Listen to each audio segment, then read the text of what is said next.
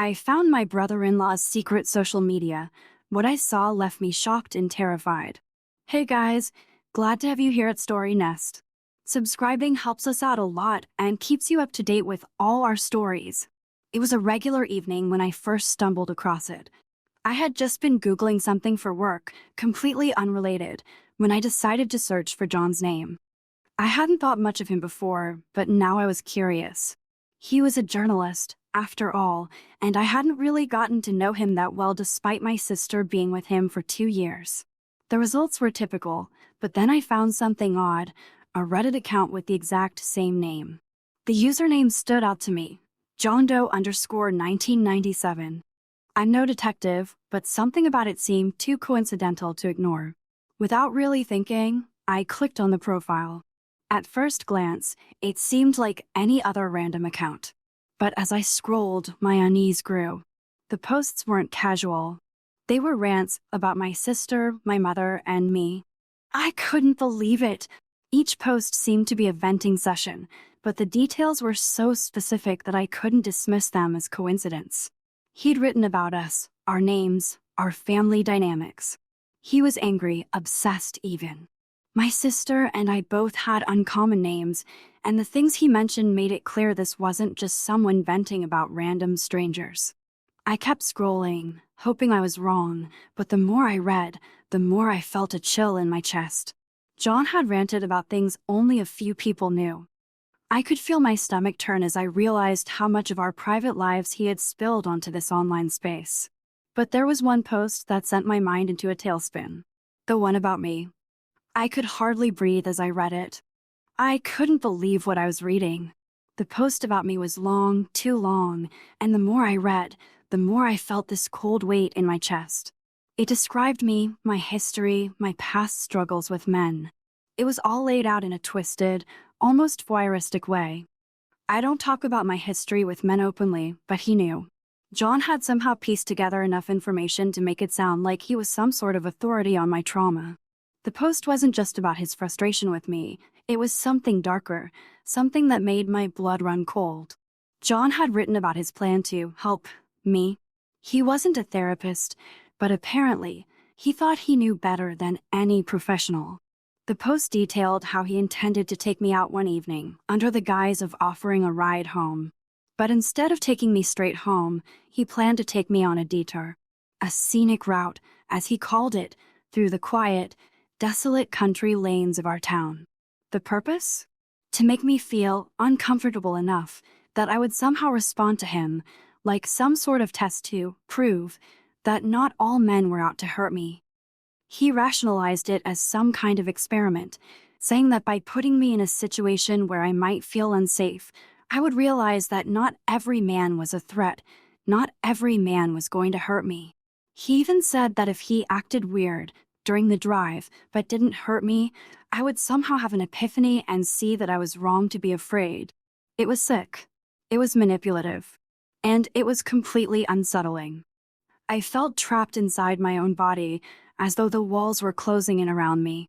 The thought that he considered me nothing more than a project, a problem to fix, was enough to make me want to throw up. The post went on for pages, detailing how frustrated he was with me, how I would flinch when he raised his voice or when he made any sudden movements. He didn't understand why I reacted that way, why I didn't just trust him. In his mind, it wasn't that I had a past that had shaped me, it was just that I was broken, and he alone could fix me. He had the answers. I kept reading, tears blurring the screen as I tried to make sense of what I was seeing. The post became a jumble of toxic rhetoric, filled with all the incel-like talking points that made me shudder. He ranted about how women were too sensitive and misinterpreted things, how we needed men to guide us. The longer I read, the more disgusted I became. He even had the audacity to claim that I would be better off listening to him than my therapist. The audacity, the arrogance, it was overwhelming. There was no doubt in my mind anymore. This wasn't just some harmless venting. This was something sinister, something dangerous. I had to stop reading.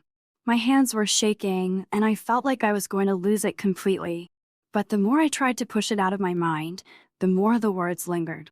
I saved the posts, the screenshots, the evidence. I needed to have something to show, something to prove that I wasn't imagining this. But deep down, I knew this was a conversation I could never have with John, not in the way I wanted to. He wouldn't understand. And even worse, he didn't want to. I couldn't keep it to myself. I had to tell someone. My mind was racing, my thoughts jumbled with confusion, fear, and anger. I had never been so terrified of someone so close to me. John wasn't just some stranger. He was my sister's boyfriend. He was supposed to be someone I could trust, someone who was part of my life in some way. But reading those posts made it impossible to look at him the same way. It made me question everything. I decided to show my mom. I couldn't bear the thought of carrying this alone, and she needed to know. I showed her the posts, my hands still trembling as I handed over the screenshots. Her face turned pale as she read through them, and I could see the shock in her eyes. She didn't say anything at first, just scrolled through in silence, her mind processing the weight of it all. But I could tell she was struggling to reconcile the man she knew with the words on the screen. Her voice broke the silence after what felt like an eternity. This is terrifying," she whispered, but I could see the determination in her eyes. She didn't want to believe it, but she knew we had to do something. My uncle, who had been visiting when I discovered the posts, also took a look. He was a quiet man, but I could see the fury building in him. He was protective of both me and my sister, and this was not something he would take lightly. "We need to tell Jane," my mom said finally, her voice firm, but I could see her anxiety too. How could we approach her with this? How could we tell her that the man she was with was potentially someone so dangerous? Someone who had been harboring these thoughts for so long, and worse, had been planning to act on them? But Jane wasn't home. She was on a work trip, and the timing couldn't have been worse. So, we decided to wait. We needed her to be present when we had this conversation.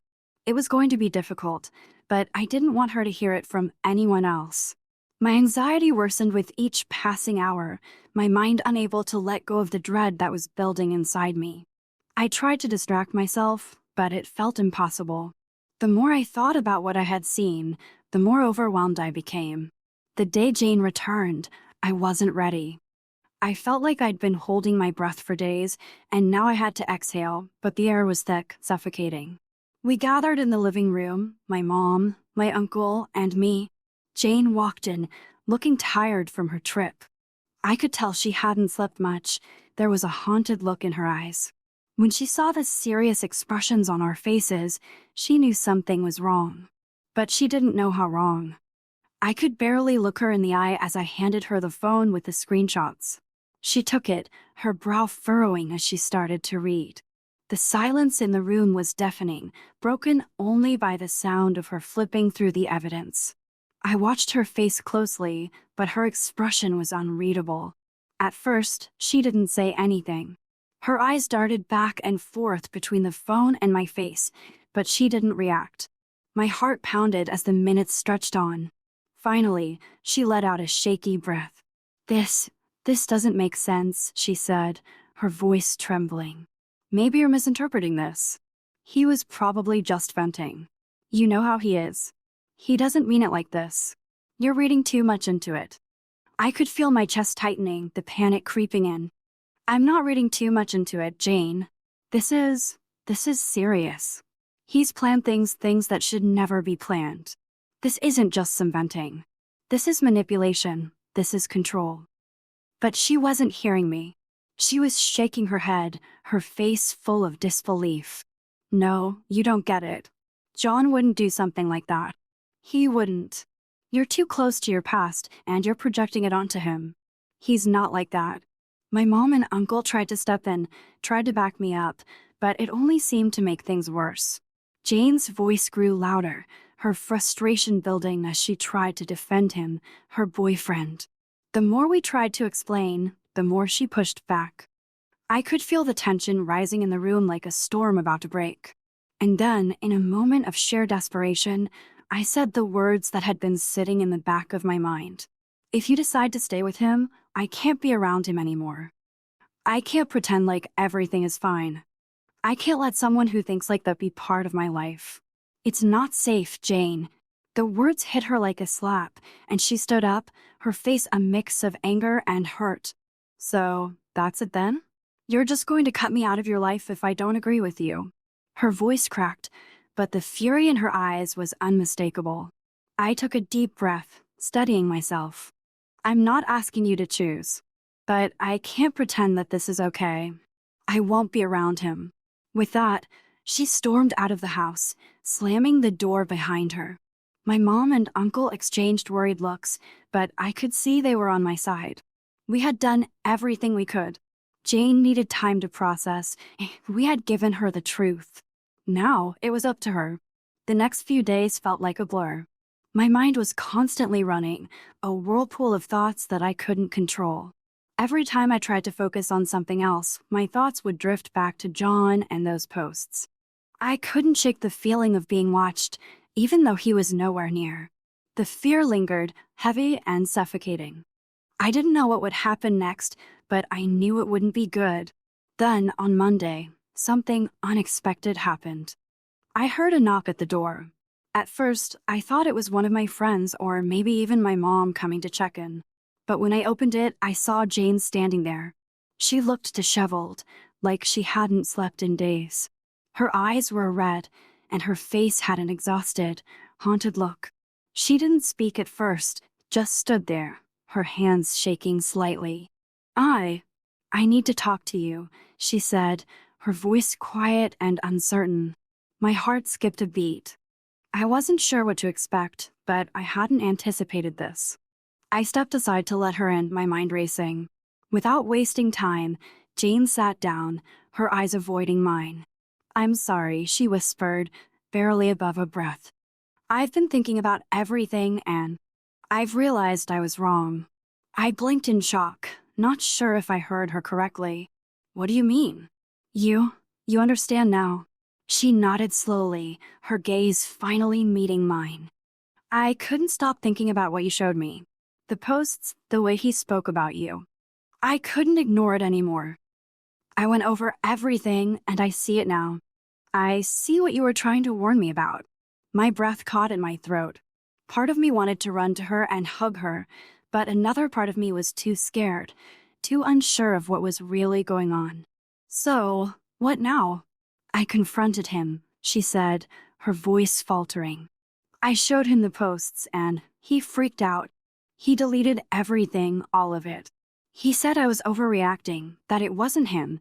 He said someone at work must have been messing with him, that it wasn't his words. He blocked you on everything, too, said it was to protect his career. But I know something is wrong." Her words hit me like a punch to the gut. He had deleted everything? He'd blocked me? I felt a mix of anger and fear surge within me, but I tried to keep my voice steady as I spoke. "You shouldn't have confronted him, Jane. I told you to keep quiet for your own safety." I know, she said quickly, her voice shaky. But I couldn't ignore it anymore. And now everything feels different. I don't know what to believe. I don't know if I can trust him, but I don't know if I can walk away either. I stared at her, unsure of how to respond. The relief I felt from her finally seeing the truth was overshadowed by the fear of what came next. "I don't know what he'll do now, Jane. He's unpredictable. And you still don't see it, do you? You don't fully understand just how dangerous he is." She was silent for a long time. Her face was a mask of conflict, torn between the man she loved and the truth that had started to unfold before her eyes. "I'm scared," she admitted, her voice barely a whisper. "I don't know what to do, but I need time. I need to process all of this." I didn't know what to say. I wanted to comfort her, but at the same time, I couldn't. I couldn't just pretend like everything was okay. Not after what I'd seen. Not after what he'd planned. Over the next few days, Jane and I barely spoke. I could tell she was struggling, trying to come to terms with everything. Part of me wanted to reach out, to tell her it was okay to walk away from him, but I didn't want to pressure her. She had to make her own decision, even if it felt like a matter of life or death. I moved in with my uncle. I needed space. I needed to feel safe. The thought of John showing up, of him somehow finding me, kept me awake at night. The house felt too quiet, too empty, but at least there was no looming fear of someone walking in unannounced, no creeping dread in the pit of my stomach. My uncle was incredibly supportive. He kept reassuring me that I wasn't alone in this. He even went so far as to help me look into legal options. We spent hours searching, trying to find something, anything that would help me.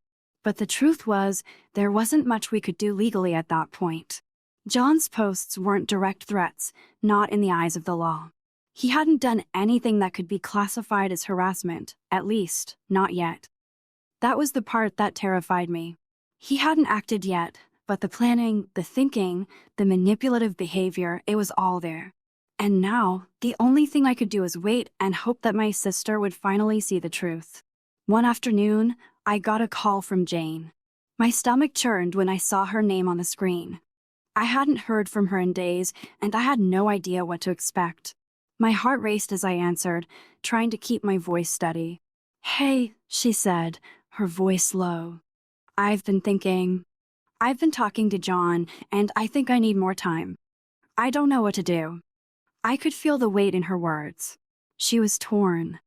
I could hear the pain in her voice, and it made me want to reach through the phone and tell her everything would be okay. But I knew I couldn't do that. I couldn't make her decisions for her. "I understand," I said softly, trying to keep my own emotions in check. "But Jane, you don't have to stay with him. You're not obligated to stay with someone who doesn't respect you or your boundaries." She didn't say anything for a long time, and I could hear her breathing heavily. I could almost picture her pacing, conflicted. I know. It's just, I've invested so much time in him. I've been with him for 2 years, and it's hard to just let go." "I get it," I replied, my voice shaking slightly. "But your safety, your mental health, those things matter more than anything else. You have to put yourself first." There was a long pause before she spoke again. "I think I need to see him one more time. I need to talk to him face to face to figure out where I stand." I felt my chest tighten, the dread flooding back. "Jane, please be careful. Don't go alone. I don't know what he's capable of, and you've seen how he reacts when things don't go his way." "I will be careful," she promised, though I could hear the uncertainty in her voice. I didn't believe her. I didn't trust him anymore. But what could I do? I couldn't force her to see things my way. She had to come to her own conclusions, even if it broke my heart to watch her go through this. After the call ended, I sat in silence, staring at the walls of my uncle's house. I felt trapped, like there was nothing I could do to save her. It was like watching someone walk straight into a storm and knowing that they wouldn't make it out unscathed. A few days passed after that conversation with Jane. She seemed to be pulling further away, her words growing more distant every time we spoke. I couldn't help but feel like I was losing her, like this whole situation was tearing our relationship apart. It was one thing for her to not fully understand at first, but now she was actively choosing to stay in the dark about what John was capable of. One afternoon, my uncle and I were sitting in the kitchen when I received a text from Jane. My heart skipped a beat as I read it. "I talked to him. I don't know what to think anymore. He's not acting like the same person. I'm scared, but I don't want to let go." I stared at the screen for a long time. Her words were a mix of confusion and fear, and I couldn't tell whether they were a cry for help or just another sign that she was too deep in denial to see the danger. I didn't respond right away. Instead, I put my phone down and took a deep breath. My mind was swirling with frustration. How many more times could I warn her? How many more signs did she need before she saw the truth? Every part of me wanted to reach out and tell her to leave him, to run far away from him before it was too late, but I knew I couldn't force her. She had to come to that decision herself. But then, something unexpected happened. That night, I got another message from her, only this time, it wasn't a text. She called. "Can we talk?" Her voice sounded different, tired, broken even. I could tell she was on the verge of tears, and it was more than I could handle. I agreed immediately, and within minutes, she was at my uncle's house. She looked disheveled, her hair tangled and her eyes red from crying. She walked in slowly, like she was unsure of what to say next. I didn't know whether to rush over and hug her or just let her speak in her own time. I I saw him differently tonight, she began, her voice wavering. He was angry. He was angry at me for asking questions, for not believing him. He said I was accusing him of things he didn't do. He said I was being hysterical. I didn't even recognize him anymore. He actually told me that I was lucky he wasn't like the others, that he could fix me. I felt my chest tighten at her words. It was everything I had feared, everything I had tried to warn her about. Jane, that's what I've been trying to tell you, I said gently, stepping closer to her. You can't ignore the signs anymore. This isn't love, and it's not safe. What he's saying, that's manipulation, that's control. He's trying to make you doubt your own instincts. She shook her head, tears starting to form in her eyes. I don't know what to do. I don't want to lose him. I don't want to be alone. But I can't ignore this either. I don't know who he is anymore. I put a hand on her shoulder, trying to offer her some comfort, but it felt so small compared to the weight of what she was going through. You're not alone, Jane. We'll figure this out together. But you need to make the choice to protect yourself first. You need to decide whether staying with him is worth the cost to your peace, your safety, your sanity. She looked up at me, her expression full of uncertainty. I could see the inner turmoil in her eyes, but there was something else, too. Something had shifted. A flicker of understanding. A crack in the wall she had built around herself. I think I need to leave him, she whispered, the words barely audible. But they were there. And for the first time in days, I felt a glimmer of hope. She wasn't completely lost. There was still a chance for her to find herself again, away from him. I'm so proud of you, I said, my voice thick with emotion. It's going to be hard, but you can do it. You're strong, Jane. You'll find your way out of this. For the first time in what felt like forever, I could see a small light in her eyes. She wasn't completely there yet, but she was starting to come around. The road ahead wouldn't be easy. I knew that. But at least now, she was beginning to see the truth for herself. It was a strange kind of relief that washed over me after that conversation with Jane. I could tell she wasn't fully ready to walk away from him yet, but at least now, she was willing to admit that things weren't right. She was starting to see the cracks, and that was enough for me to hold on to. But even with that small progress, my own fear didn't lessen. I still stayed at my uncle's house, the dread always simmering just beneath the surface. I couldn't shake the feeling that John was watching, waiting for the right moment to strike. I couldn't predict his next move, but I knew that whatever it was, it wouldn't be good. The next few days felt like a waiting game. Jane didn't reach out as much as she had before, and when she did, the conversations were brief and filled with uncertainty. She seemed to be going back and forth in her head, torn between leaving him and somehow justifying staying. I spent my days trying to keep busy, but every noise, every knock on the door, made my heart race. Every time my phone buzzed, I was gripped with the fear that it would be a message from Jane, telling me she'd decided to go back to him, or worse, that John had done something terrible. I couldn't rest. I couldn't stop worrying. Then, one evening, just as I was settling into the couch at my uncle's house, my phone rang. The screen lit up with Jane's name. I answered immediately, my heart pounding in my chest. Jane? What's going on? She sounded panicked, out of breath. I think he's coming for me. My stomach dropped, ice-cold fear crawling up my spine. What do you mean? What happened? I don't know, she said, voice trembling. I tried to pack some of my things. I told him I was leaving, that I needed space. But he just snapped. He said I was betraying him, that I was making him look bad. I don't know what to do. He's been texting me nonstop, calling me, and now he's showing up at my apartment.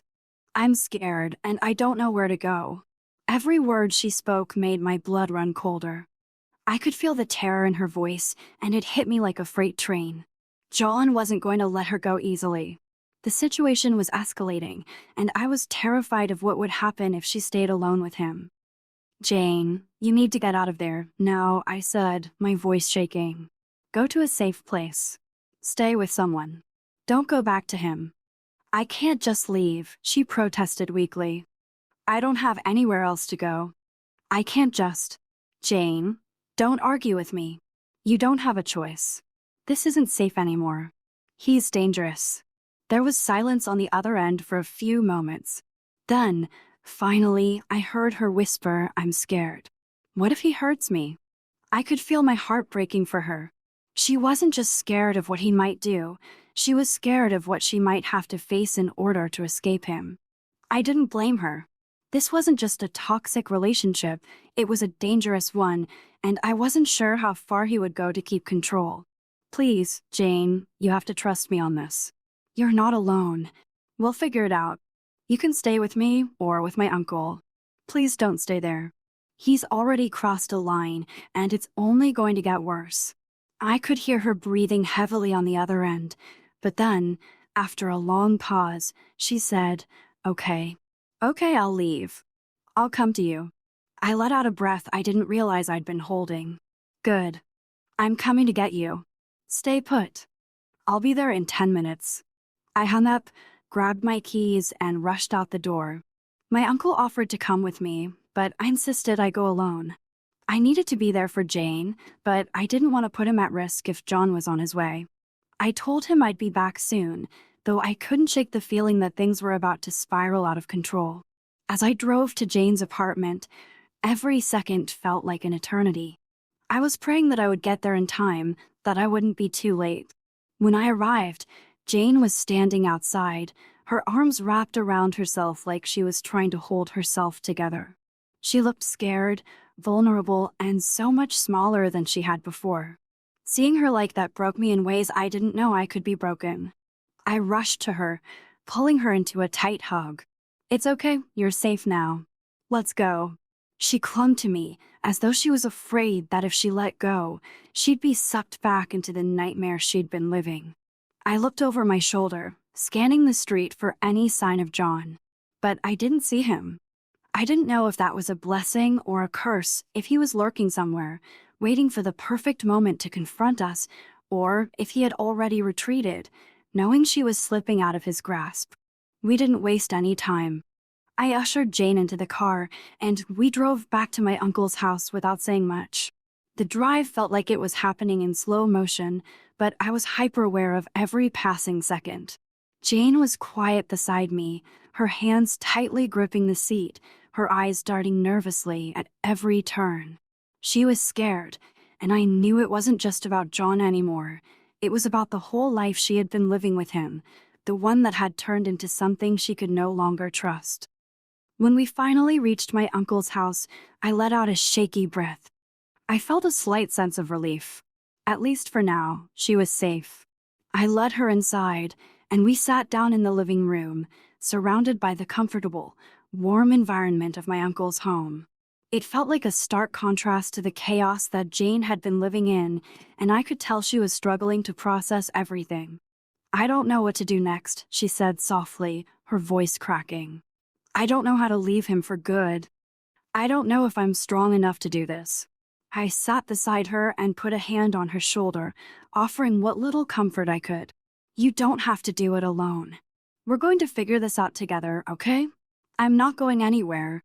And neither is my uncle. You've already done the hardest part, getting out. Now it's just about healing, and that takes time. But you will be okay. Tears welled up in her eyes, and she finally let them fall, not trying to hide it anymore. I didn't try to stop her. She needed this release. She needed to feel her emotions and process everything that had happened, and I wasn't going to take that away from her. I'm so sorry, she whispered through her sobs. I should have believed you sooner.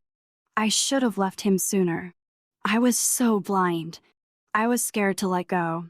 I was afraid of losing everything. You don't need to apologize, I said gently, pulling her into another hug. It's okay. I'm just glad you're here with us. And you're not going to lose everything. You're going to rebuild. It's going to take time, but you will be okay. You've got family who loves you, and we're not going anywhere. We stayed like that for a while, and slowly, Jane began to calm down. I could see that she was still hurting, but the worst of the panic was fading. I didn't have all the answers for her. I didn't know exactly what her next steps would be, but for the first time, she seemed ready to face them. She was finally beginning to believe that she deserved more than what John had given her. The next few days were filled with long conversations about what she wanted and needed. Jane started to open up about the emotional toll the relationship had taken on her. She confessed to feeling isolated, manipulated, and gaslit. She talked about how John had made her doubt herself, made her feel like she couldn't trust her own instincts. It wasn't easy for her to admit all of that, but it was necessary. It was the first step toward breaking free, and for the first time in what felt like forever, I saw a spark of hope in her eyes. As for John, he didn't try to contact her again after that night. I don't know whether he knew she was staying with me or if he was just giving her space, but he stayed quiet. I knew this wasn't over, that there was still a possibility he would show up, still a chance he would try to manipulate his way back into her life. But I also knew that Jane wasn't the same person she had been when all of this started. She was stronger now, more aware. I wasn't going to let her slip back into that toxic relationship.